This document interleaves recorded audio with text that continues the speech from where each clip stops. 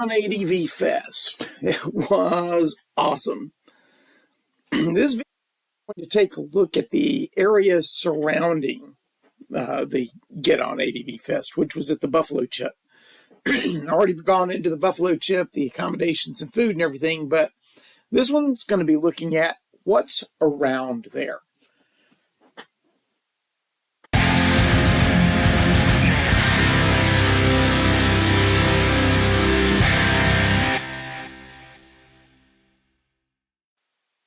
Hello everyone, welcome back to Bike Like a Dog.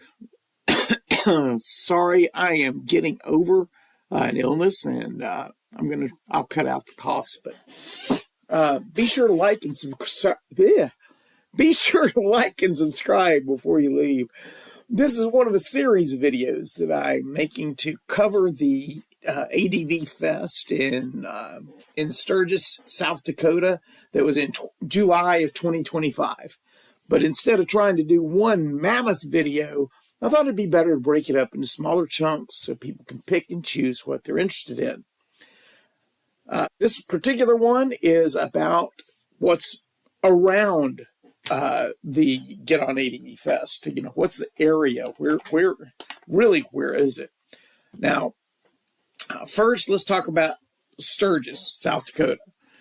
Here's a map of the United States. So you can see that Sturgis is kind of in the middle of the country, the northern part of the country. You can also see Atlanta's way down here in the southeast of the country. As I said, this was a 3-day drive for us.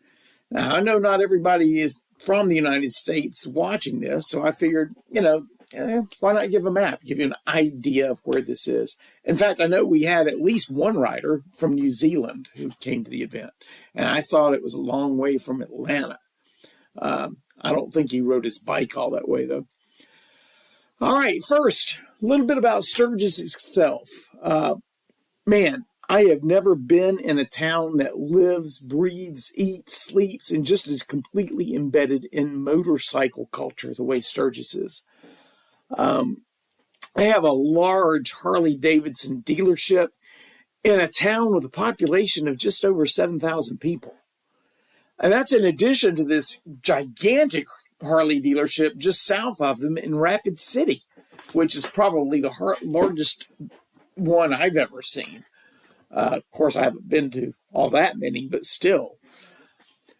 I don't know that, and there were lots of riders there on Harleys, even though we were like 2 weeks ahead of Sturgis Bike Week, the big annual rally there. I don't know if those riders were going to hang around until then. I think mainly Sturgis is just kind of a mecca for motorcycle riders. There's such great riding in the area. And the cool thing is you get to see so many riders everywhere you go. I mean, and the whole thing about, Harley riders won't return the motorcycle wave. Harley riders they don't like non-Harley riders and everything. Man, I never saw it. Never saw it. Riders were riders. Everybody respected and responded to each other. It was very cool. And what was really cool was just seeing that many riders, because we don't have that many riders back home.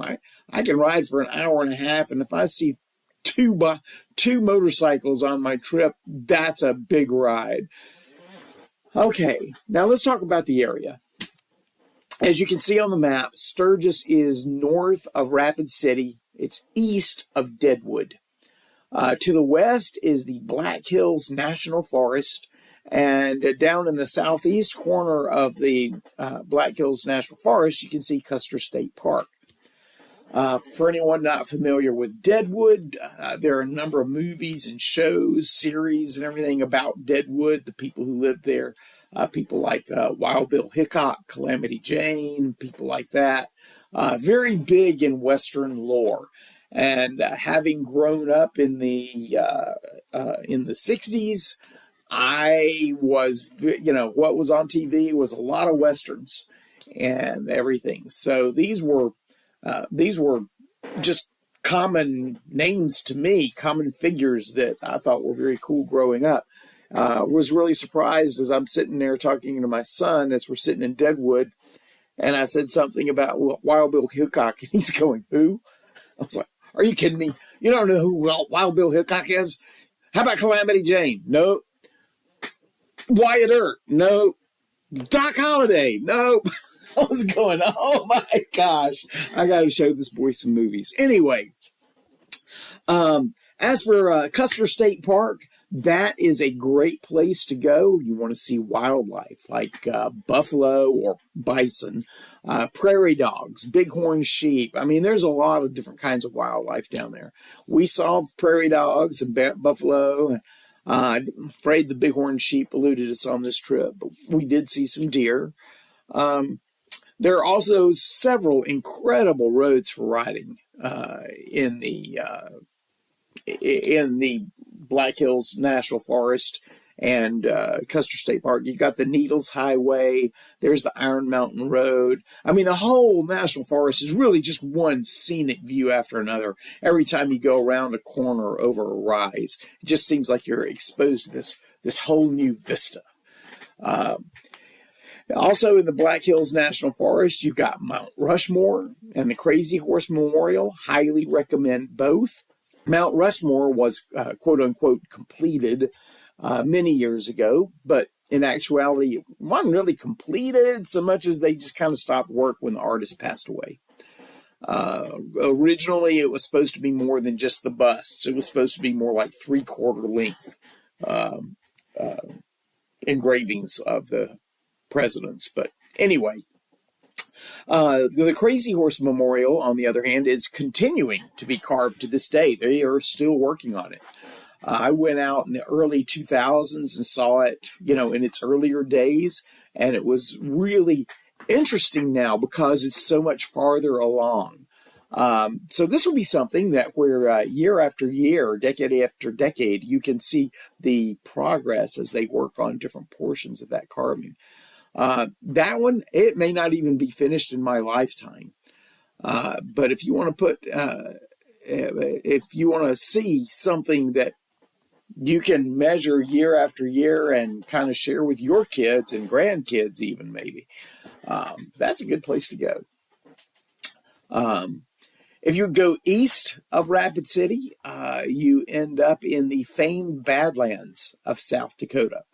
Which includes Wall Drug.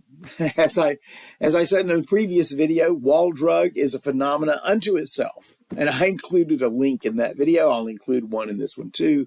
But it is a tourist destination in and on its own right. But the whole Badlands area is very unique, very interesting, a very cool region of the country. One thing we did learn about the area was that the weather can be very unpredictable. I understand that on Monday, before we arrived, it was something like 100 degrees Fahrenheit. When we drove in on Wednesday, we came in through some heavy rainstorms that were like trying to blow us off the road, and we're a pretty big car. And the temperature was like 55 that evening. 55 degrees Fahrenheit. The following day, I think it got up into around the mid-60s, but the winds were blowing like 25 miles per hour. I came to the conclusion that I was very used to living in Georgia, where we see the weather coming across the country.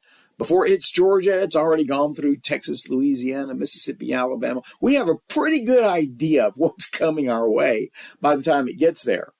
Boy, not in South Dakota. I think that's where weather actually starts. So it's just kind of created there. The good news is we had some very pleasant temperatures for riding over the next couple of days. I mean, we're talking 60s, maybe low 70s. I've heard that Sturgis, usually that time of year, can be in the 90s. So that was really cool, literally. But we did get some rain, not just that Wednesday, but we got some on Friday evening, overnight, and everything. So, yeah, we'll talk about that a little bit more when we start talking about rides. But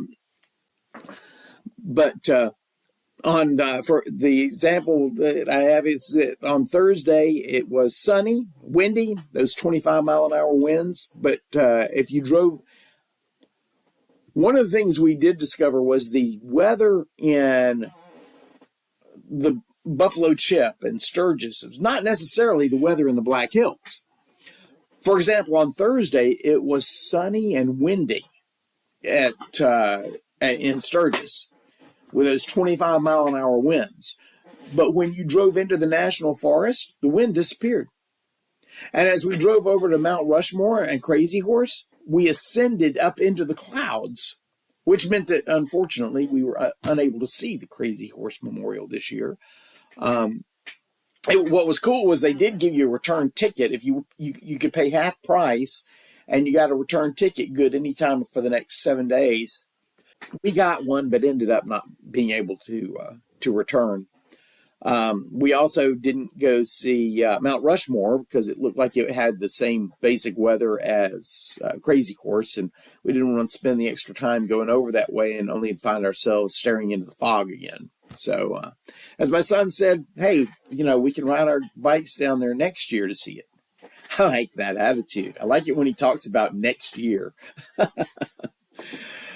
Okay, so I'm going to go ahead and wrap this one up. As I said, I'm trying to do this as a series of kind of short topics to make it easier for people to find stuff they're interested in. So be sure to like and subscribe so you're made aware of future installments for other aspects of the Get On ADV Fest of 2025. Thanks for stopping by today. Stay safe. We'll talk to you next time.